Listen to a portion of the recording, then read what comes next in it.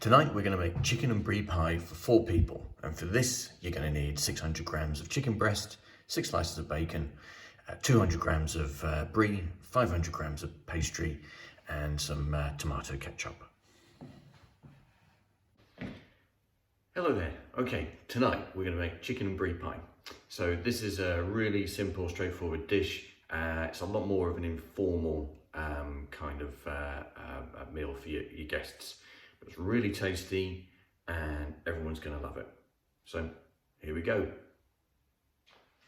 So you have 600 grams of chicken breast, which is approximately 1 breast each. I'm going to trim off some of the slightly nastier bits. Dog will get them. But what you'll have noticed is I'm also sort of cutting these in half. We're going to pre-cook the chicken. It'll just make this just that little bit easier to cook through. I'm just going to melt some olive oil and some butter in a pan, and then we'll pop the chicken in. So I have this on a medium heat, and we don't have to cook it all the way through because the chicken's going to cook when it goes in the pie again. But by pre-cooking it, it just means that we can be sure that when the pastry of the pie is ready, the chicken's already cooked. So I don't want to put too many chicken breasts in at a time, because otherwise it'll sweat and it won't crisp up.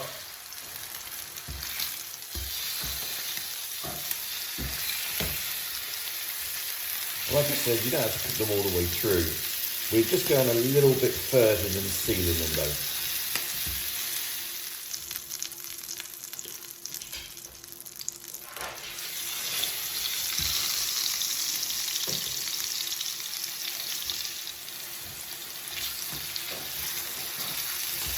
Next, we're going to cook our bacon slices. Now, the only reason why I've cut the fat off this bacon is that my wife doesn't like fat on a bacon. So I'm going to make sure that one half just has this bit, and then the other half has got the bits with the fat on it. You don't need to get it incredibly crispy. We're just making sure that the ingredients are cooked before we put them into the pie. And the next phase is just to get a packet of puff pastry. So this is a 500 gram packet. Just cut it in half, and we're just going to roll out the sheets into 2 large pieces.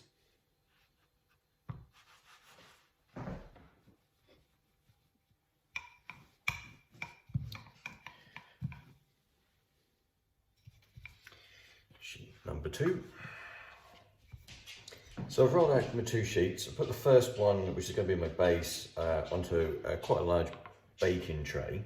I'm going to put some ketchup on there, but you know, you've got guests coming around, so maybe get a slightly better ketchup than one of the standard brands. And then put a good dollop on the bottom and just spread that around.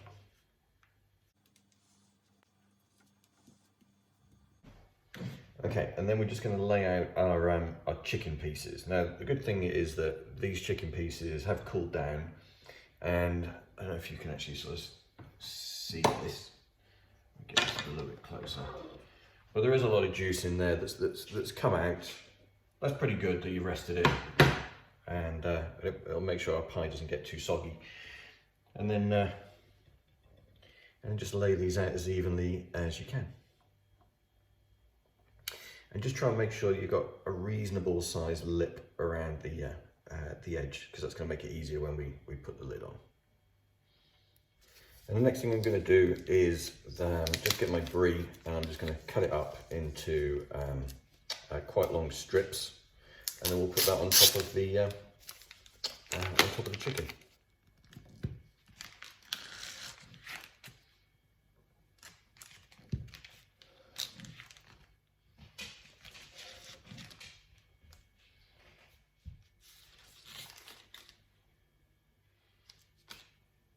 And again, just try and spread these out a little bit evenly.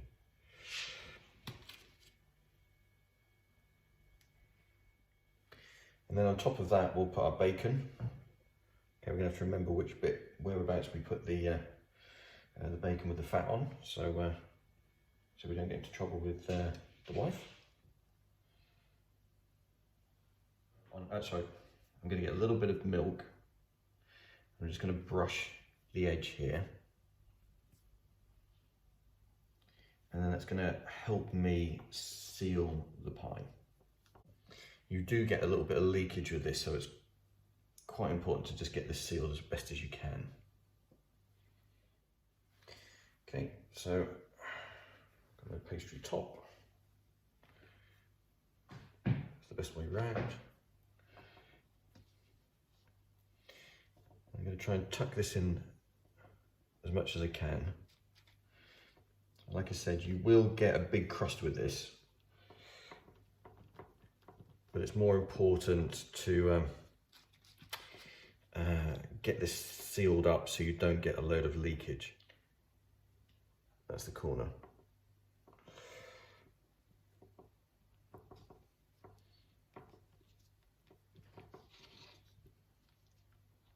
Okay, so now what I'm going to do is get a fork and then press this down.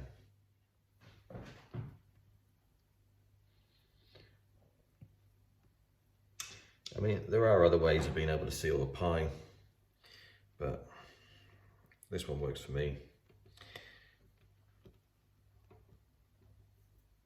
This is the corner.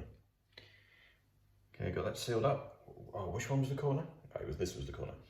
I'm just going to brush this again with my milk. Look, I've tried this with egg, but it kind of doesn't go as well. It almost, I don't know, it makes the pastry a little bit more on the hard side, which isn't really the look we're going for on this. I'm going to try and score just a little way through this. So hopefully it'll look nice. I think the other thing that I can do with this as well is not score this bit. And then when I've had a few glasses of wine and I can't remember which bit was the corner, then I could go, oh yeah, it wasn't that. It was the bit that was missing that. And basically that's it. I'm going to serve this with some small roast potatoes and some peas, but you could do it with what other kind of potatoes you like. Chips, and to be honest with you, would go very, very well with this. Peas, broccoli, beans, what have you. But I'm going to cook it at about 190 to 200 for about 15 minutes. Then I'm going to have a look at the pie, see how it's cooking. So that's 15 minutes. And then if the pastry's starting to brown too quickly, I'll put a little bit of tin foil on top of that and then cook it for another 5. So 20 minutes in total. And that's it. Chicken and brie pie with some bacon and some tomato sauce. Okay, so what are we going to drink with this? Now it is chicken, so traditionally I guess we would go with a white wine, like a Sauvignon Blanc or a Chardonnay or something like that. But to be honest with you, I would go completely different on it. I would go for a red wine.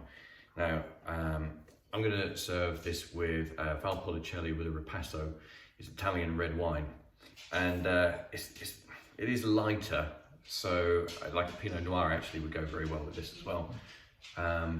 But with the bacon and the tomatoes, it can really take a red wine, and they just go really well. So I would go for red and go for Italian red.